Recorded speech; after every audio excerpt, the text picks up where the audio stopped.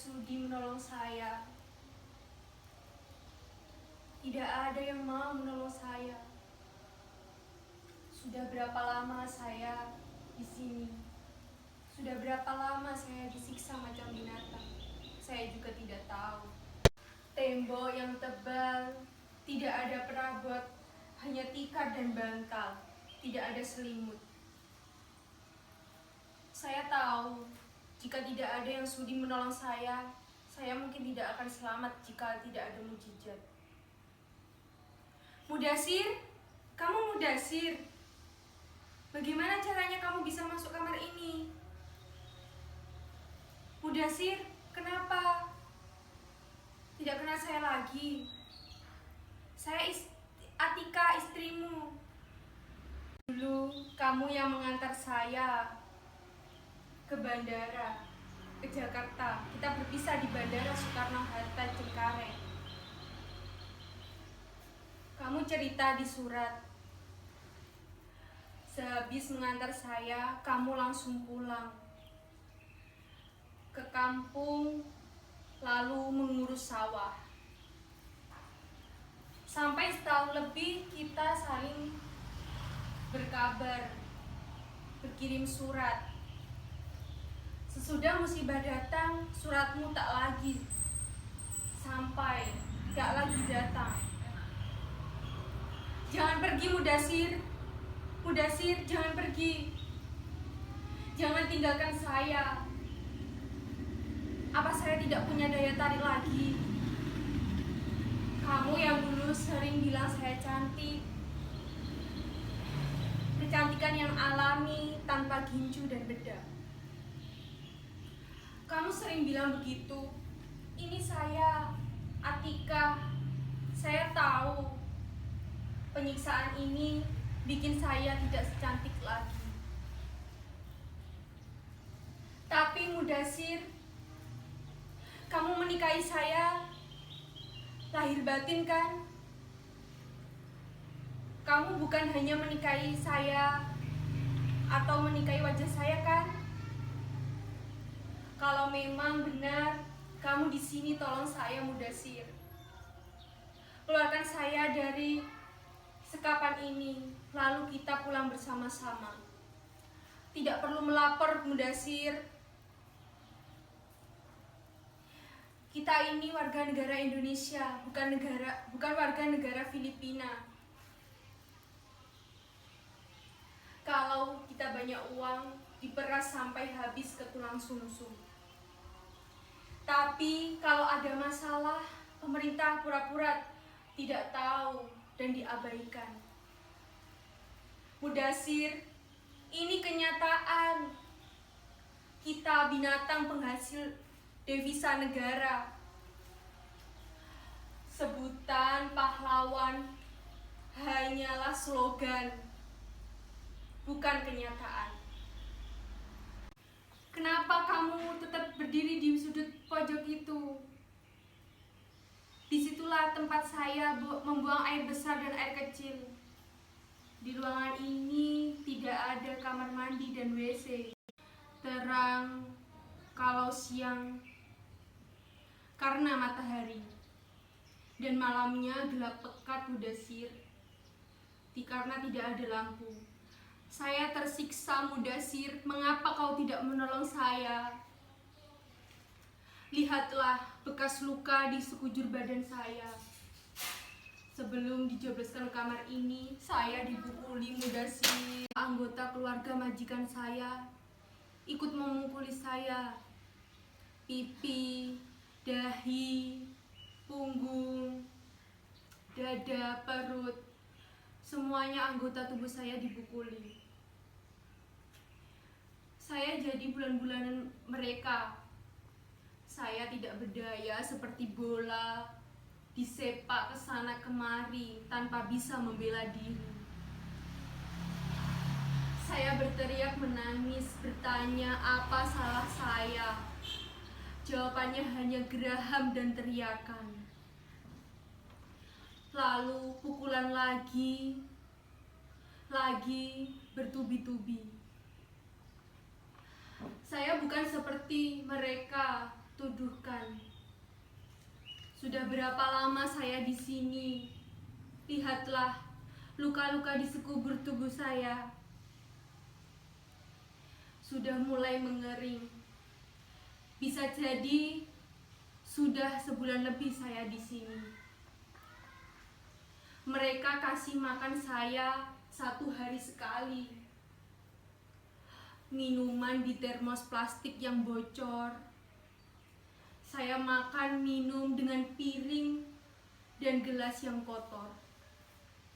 Mudasir, kamu tidak akan bisa membayangkan perlakuan apa yang sudah saya terima di sini. Saya dianggap bukan manusia lagi. Kekuatan hukum nampaknya tidak berdaya dalam hal ini. Mana mungkin mereka membela saya? Tentunya mereka akan lebih percaya kepada sesamanya. Dan kaya, dan bukan seperti saya. Tapi Mudasir, demi Tuhan saya bekerja. Saya memperoleh upah karena saya bekerja. Saya bangun sebelum subuh, membersihkan rumah, mengepel, menyapu, mengelap perabotan. Pekerjaan baru selesai sekitar pukul 9 malam. Itu pun tidak selalu begitu, Mudasir.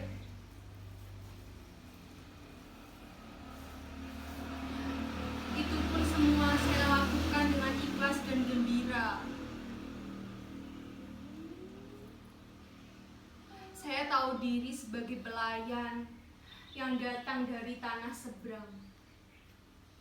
Saya tidak berani menuntut macam-macam. Setahun saya terima gaji, Mudasir.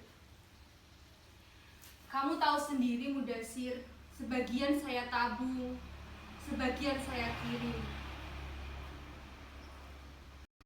Kontrak kerja saya 5 tahun. Saya bertekad di ujung tahun kelima saya pulang membawa ringgit sebanyak-banyak mungkin, agar kita bisa membeli beberapa petak sawah untuk modal hidup di masa depan. Bulan ke-13 suatu malam, majikan lelaki mendatangi saya. Nampaknya dia mabuk.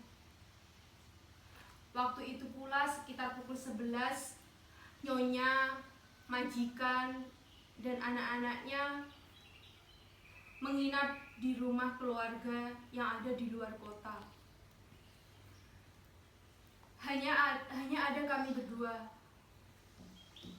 Dia masuk kamar, menutup pintu, lalu duduk di pinggir ranjang dan menatap saya dengan diam.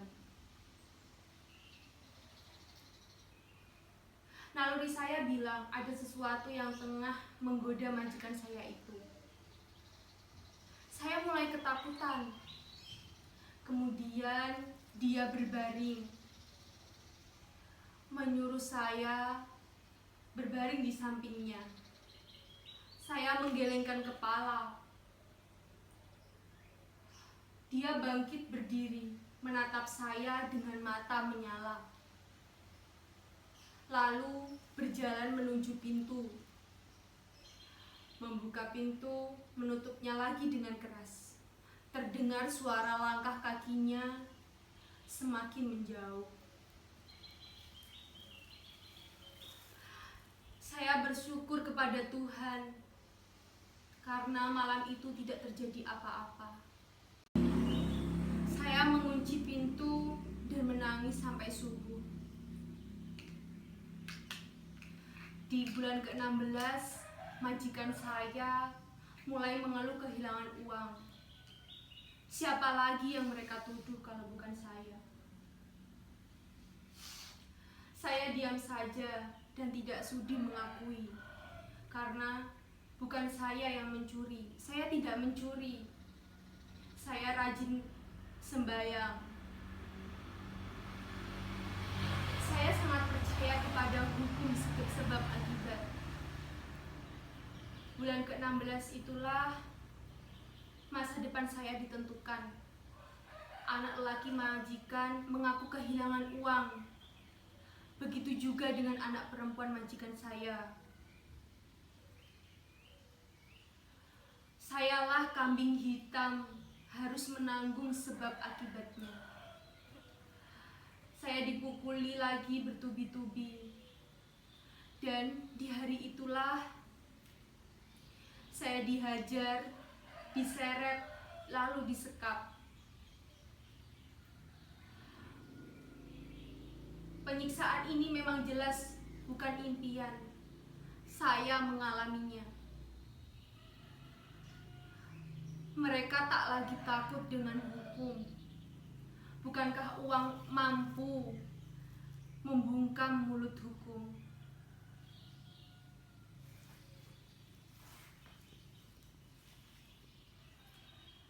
Mentalitas majikan yang berkuasa sepenuhnya di atas para pekerja. Mereka merasa bentuk untuk penyiksaan membunuh semua budaknya. Mereka tak lagi takut dengan hukum. Mudasir, mengapa kau diam saja? Kamu tak percaya dengan cerita saya. Demi Tuhan saya bersumpah, masih suci, tidak ada lelaki yang berani menyentuh saya. Lelaki satu-satunya bagi saya adalah kamu.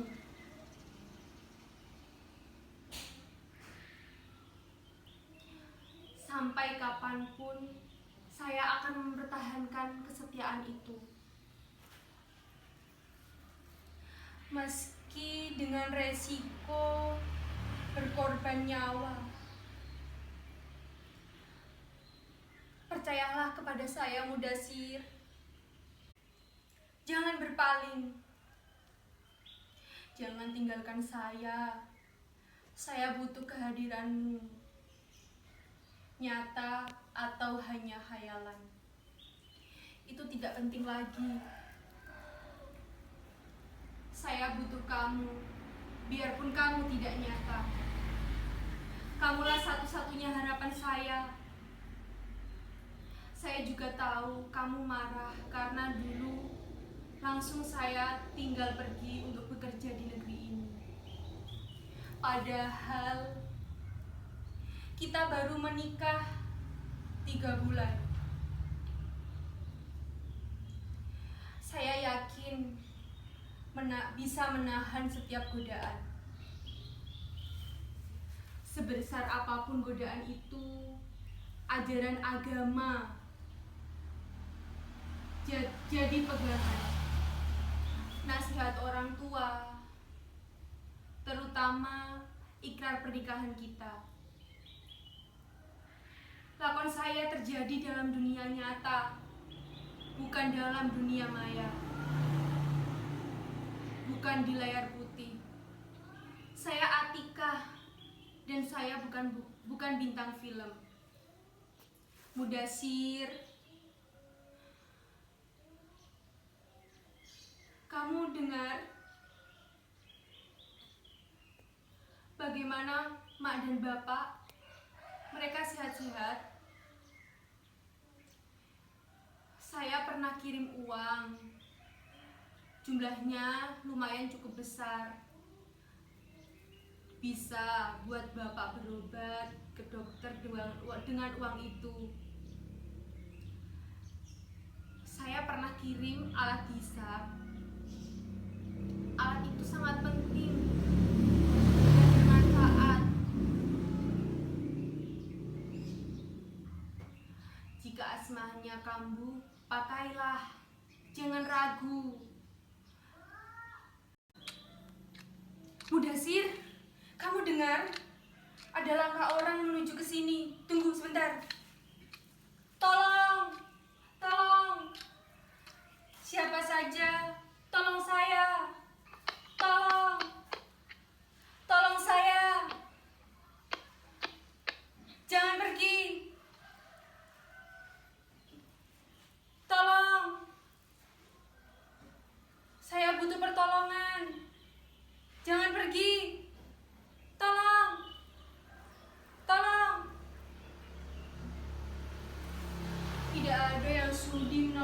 saya.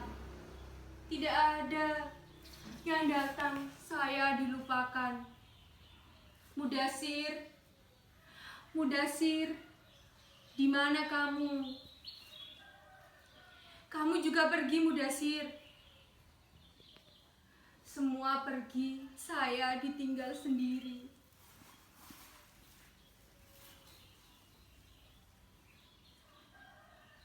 Tidak ada siapa-siapa lagi.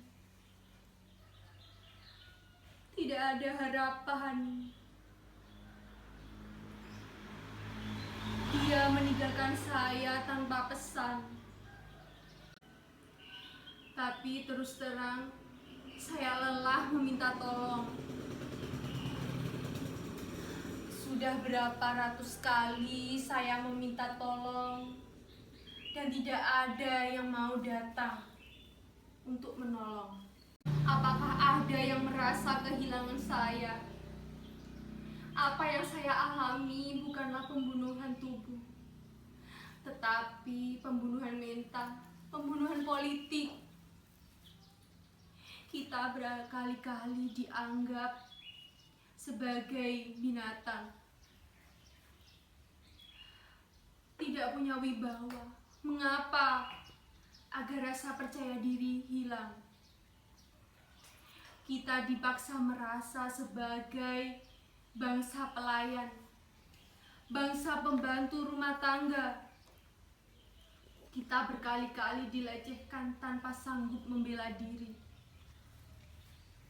Kita sering diabaikan,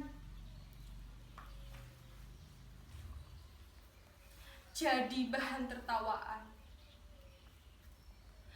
Tolonglah kita semua. Tolong, tolong, tolong. Tolonglah kita semua. Kita di pinggir jurang, bangun. Tolong, tolong jangan jadikan kita ongol-ongol.